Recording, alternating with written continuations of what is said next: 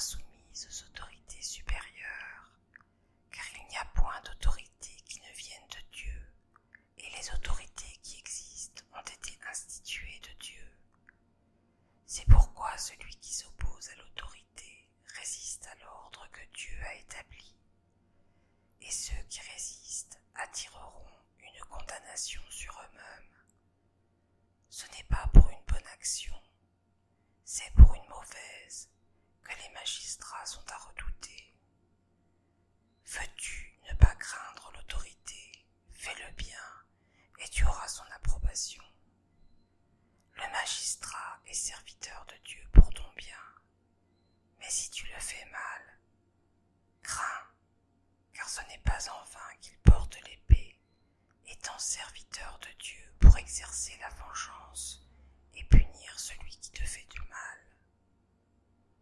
Il est donc nécessaire d'être soumis, non seulement par crainte de la punition, mais encore par motif de la conscience. C'est aussi pour cela que vous payez les impôts, car les magistrats sont des ministres de Dieu entièrement appliqués à cette fonction. Rendez à tous ce qui leur est dû, l'impôt à qui vous devez l'impôt, le tribut à qui vous devez le tribut, la crainte à qui vous devez la crainte, l'honneur à qui vous devez l'honneur. Amour mutuel, vigilance et pureté. Ne devez rien à personne si ce n'est de vous aimer les uns les autres, car celui qui aime les autres a accompli la loi.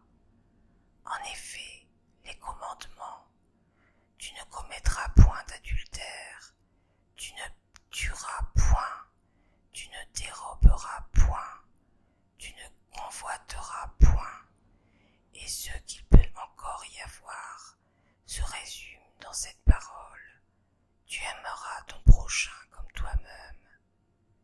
L'amour ne fait point de mal au prochain. L'amour est donc l'accomplissement de la loi. Cela importe d'autant plus que vous savez en quel temps nous sommes. C'est l'heure de vous réveiller enfin du sommeil, car maintenant le salut est plus près de nous que lorsque nous avons cru. La nuit est avancée, le jour approche.